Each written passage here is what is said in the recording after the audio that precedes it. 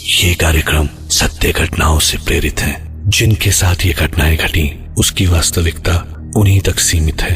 भूत प्रेतों और असामान्य विषयों के होने पर चैनल कोई दावा नहीं करता और न ही प्रोत्साहन करता है। आपने कभी किसी जिंदा प्रेत की कल्पना की है? एक ऐसा जीता जागता इंसान जो इंसान होकर भी प्रेत की जिंदगी जी रहा है, सोचकर ही रूह कांप जाती है। और कल्पना कीजिए कि अगर वो जिंदा प्रेत आप हो तो कैसा महसूस करेंगे आप? उस हाल में कितने दिन जी सकेंगे? 2, 4, 8 या 10 दिन? और तब मरने के बाद जब आप सचमुच प्रेत होंगे तो क्या किसी को सुकून से जीने देंगे? मैं डॉक्टर नागर, पेशे से मनोवैज्ञानिक और पैशन से ह्यूमन माइंड का फैन, हर रात आपके पास लेकर आता हूं मुझसे मिले कुछ लोगों की आप बीती, कुछ घटनाएं जिन्हें सुनकर आप सोचने पर मजबूर हो जाते हैं।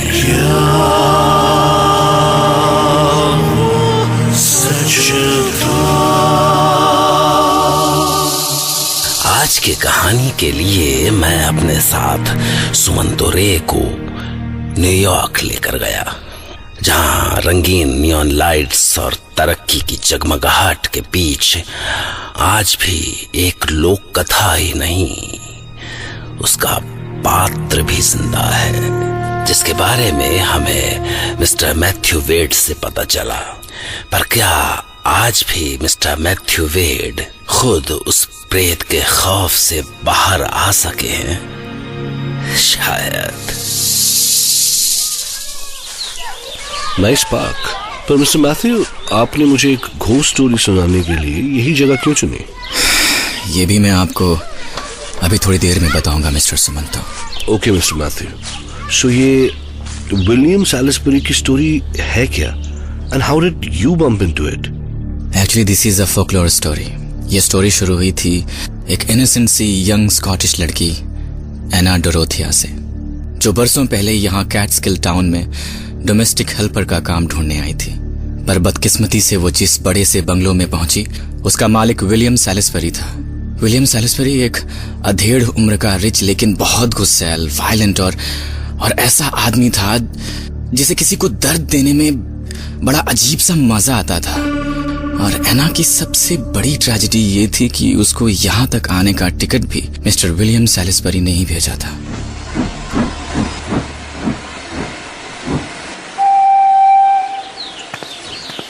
Wow, such a nice town. Hey, do you know Mr. William Salisbury's house? Yes, उनको कौन नहीं जानता? आप उनकी गेस्ट एना डोरोथिया है ना? हाँ। मैं आपको ही लेने आया हूँ। प्लीज अंदर बैठिए। Oh, thank you. Nice weather. Mister William seems to be a kind man. Anna अपने वेलकम से बहुत खुश थी। उसे तो अंदाजा भी नहीं था कि वहां उसका ऐसा शानदार स्वागत हो सकता है। और जब वो विलियम के बंगलों पर पहुंची तो उसे लगा कि जैसे वो स्कॉटलैंड की क्वीन का पैलेस हो। उसने उतरकर नॉक किया। मिस्टर विलियम बंगलों में अकेले ही रहते थे, तो उन्होंने ही दरवाजा खोला। Good morning mister William. Morning young girl, please come in. मुझे उम्मीद है तुम्हें रास्ते में कोई परेशानी नहीं हुई होगी। Absolutely not sir. एना को रास्ते में कोचवान की बताई सारी बातें झूठ लगी, जिसने उसे अलर्ट करते हुए कहा था कि मिस्टर विलियम बड़े गुस्सैल आदमी हैं। He is a nice old man. फिर उस कोचवान ने वो सब क्यों कहा था? He must be jealous of Mr. William's wealth, I think. Miss Anna, first freshen up, see the house, and then meet me in the main hall, जहां मैं तुम्हें तुम्हारी ड्यूटीज समझा दूंगा।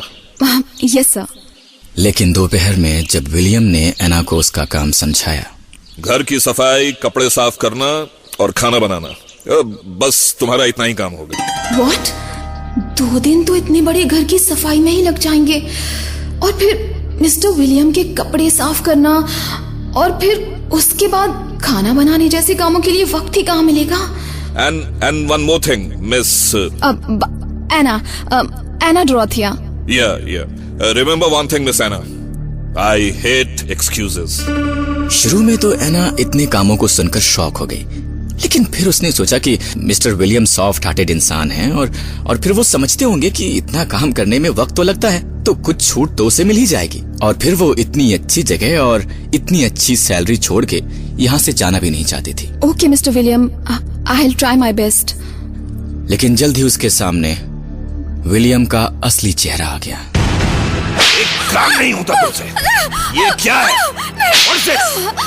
सुबह से ये कपड़े यही पड़े और ये खाना है? जानवर भी नहीं खा सकता इसे।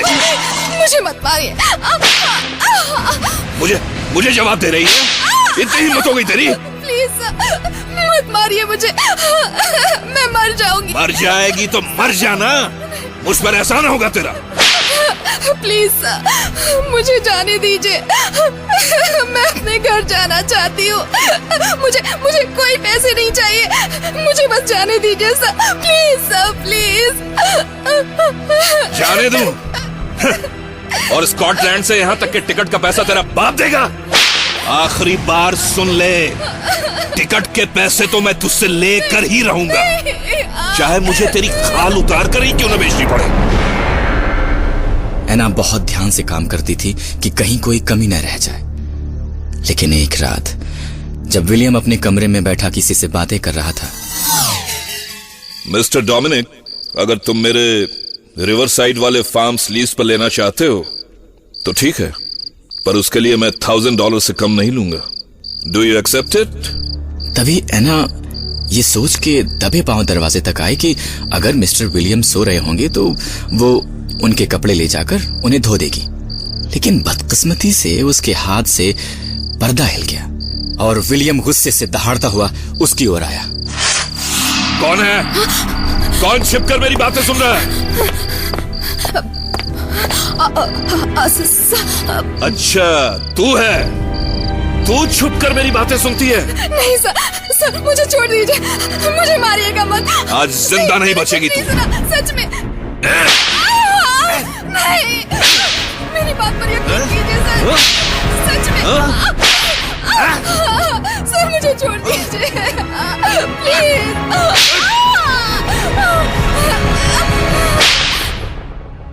कुछ देर बाद जब विलियम मार मार के थक गया तो मासूम एना के सारे बदन पर बने घावों से खून छलक आया था। वो सारी रात दर्द से कराहती रही। उस रात उसने सोचा कि कहीं उसके काम में ही तो कोई कमी नहीं रह गई है, और उसने कसम खाई कि अब से वो मिस्टर विलियम को शिकायत का एक भी मौका नहीं देगी। और वो अगली सुबह जल्दी ही उठकर काम पर लग गई।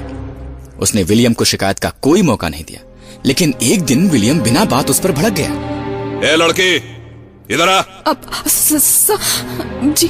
कुछ दिनों से सारा काम पूरा कैसे हो जाता है और बिल्कुल ठीक ठाक? कौन मदद करता है तेरी? मेरी पीठ पीछे कौन आता है यहाँ? बोल, कौन आता है? नहीं तेरा यार? इस घर के राज दे रही है अपने यार को? नहीं सर, मुझे तो यहाँ कोई जानता ही नहीं, तो मैं उसका नाम बोल, नाम बता उसका। ऐसे नहीं। तू ऐसे नहीं बताएगी, तू ऐसे नहीं बताएगी। नहीं सर, कोई नहीं आया था, मैंने सारा काम अकेले किया। नहीं सर, प्लीज मेरी बात क्यों नहीं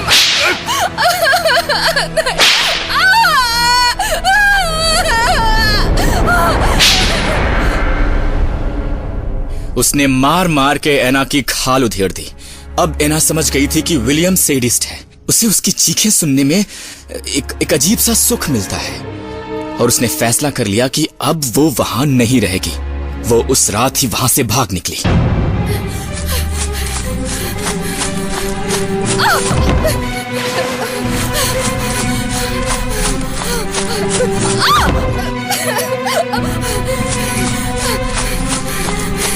लेकिन अचानक विलियम की नींद खुली तो उसने देखा कि एना वहां पर है ही नहीं।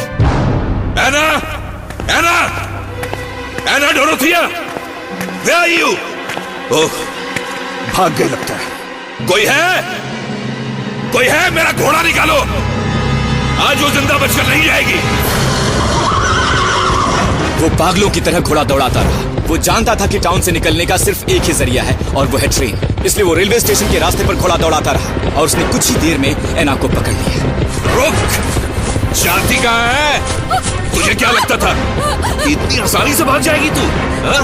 उसने घोड़े पर सवार हुए ही भागती हुई एना को जोर से ठोकर मारी और एना मुंह के बल पथरीले रास्ते पर गिर पड़ी।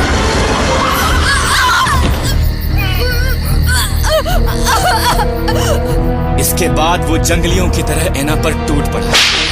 प्लीज ये ले, फिर से भागेगी। फिर से भागेगी तू? फिर से भागेगी? रुक, आज मैं तेरा वो हाल करूंगा कि तू भागना तो क्या, तू अपने पैरों पे चलने लायक नहीं रहेगी। फिर से भागेगी तू? विलियम ने कुछ ही देर में उसे मार मार के अधमरा कर दिया, पर उसका मन इतने से ही नहीं भरा। उसने एना को एक रस्सी से बांधा और रस्सी का दूसरा सिरा अपने हाथ में लेकर घोड़ा दौड़ाता हुआ अपनी बंगलों की ओर घसीटने लगा। और भागना चाह रही है?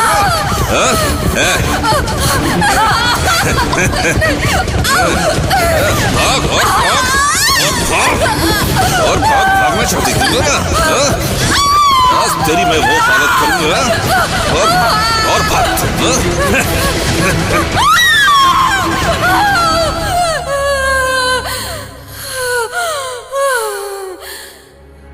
और जब विलियम अपने बंगलों पर पहुंचा तो उसके हाथ में बंधी रस्सी में एना के मांस के लोथड़े ही बचे थे। विलियम पर एना डोरेथिया के मर्डर का केस चला, पर उसने पैसे के दम पर जज को खरीद लिया। उसने कोर्ट में अपना बयान दिया कि माय लॉर्ड, मैं एना को मारना नहीं बल्कि उसे सिर्फ सबक सिखाना चाहता था, जिससे वो आगे से ऐसी हरकत ना करे। मैंने उसे डराने के लिए घोड़े से बांधा, पर घोड़ा अचानक भड़क गया और दौड़ पड़ा। मैं उसे कितनी कोशिश करके भी नहीं रोक पाया माय लॉर्ड। जज ने उसे अनचाहे की हुई हत्या का दोषी माना और 99 इयर्स की एज पर पहुंचने पर फांसी दिए जाने का आदेश दिया, और यह भी आदेश दिया कि जब तक वो 99 इयर्स का नहीं होता उसे अपने अपराध का एहसास दिलाने के लिए 24 घंटे उसे अपने गले में एक फंदा लटका कर रखना था, जो उसके अपराध का एहसास करवाता रहे। विलियम इस फैसले से बहुत खुश था, पर जब भी उसके पड़ोसी उसे फंदा लटकाए हुए देखते तो उन्हें एना की यातनाएं याद आ जाती और वो उसे कोसते, उस पर थूकते। इस तरह विलियम की जिंदगी मौत से भी बदतर हो गई। उसने बाहर निकलना छोड़ दिया। वो अपने बंगलों में ही फंदा लटकाए किसी प्रेत की तरह पड़ा रहता, उस जिल्लत को महसूस करता और रोता, लेकिन उसके कानों में अब भी पड़ोसियों की आवाजें गूंजती रहती।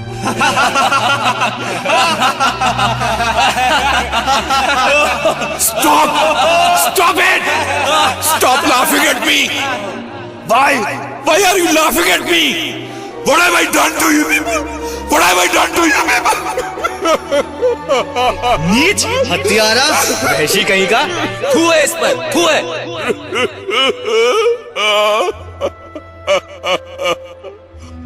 और एक रात पागल होकर उसने खुद को अपने ही गले में पड़े फंदे से लटका लिया। लेकिन ये कहानी यहीं पर खत्म नहीं होती।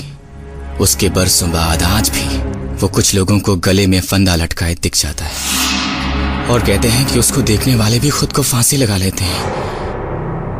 Really horrifying. पर मिस्टर मैथ्यू, आपने अभी तक ये नहीं बताया कि ये सब बताने के लिए मुझे आप पार्क में क्यों लेके आए? क्योंकि अब मैं अपने घर में नहीं रह पाता, इसलिए मुझे अकेले में बहुत डर लगता है। जब से मैंने उसे देखा है तब से। किसे? विलियम सैलिसबरी को। Matthew, Matthew, Matthew. कौन है? कौन है? मैथ्यू, तुम get up, Mr. Matthew. No! Get up! I said get up! No! You have to hang yourself. No! No! No! No! No! I won't! I won't! I won't! You will, Mr. Matthew. You will. Find the rope and tie the noose. The way I did it. Tie the noose, Mr. Matthew. Tie the noose.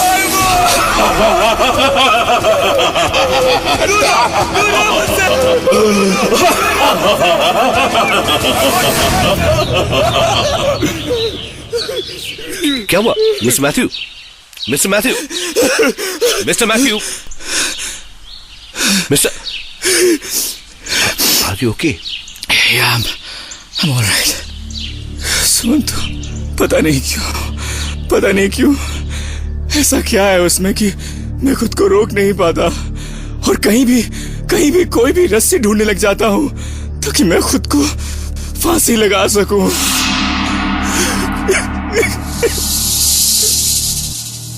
सवाल है कि mister William Salisbury का प्रेत चाहता क्या है? वो आज भी लोगों की जानें क्यों ले रहा है? अगर उसने खुद को फांसी लगा ली थी तो जाहिर है कि उसके मन में अपराध बोध था, उस सब के लिए जो उसने एना डोरोथिया के साथ किया। या कहीं ऐसा तो नहीं कि उसके मन में एना डोरोथिया के साथ किए का अपराध बोध नहीं, बल्कि टाउन के लोगों का उसके साथ किए बर्ताव के लिए नफरत है। सोचिए, क्योंकि मैं अगली बार आपसे फिर मिलूंगा एक नई कहानी के साथ, जिसे सुनकर मैथ्यू वेड की तरह आप भी कह पड़ेंगे,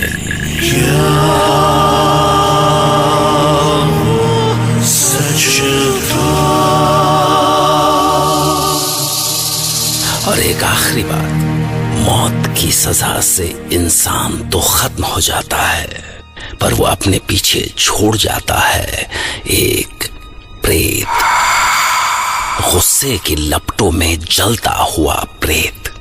ऐसे प्रेत हर जगह हो सकते हैं, आपके बिल्कुल आस पास भी। Okay, good night and take care.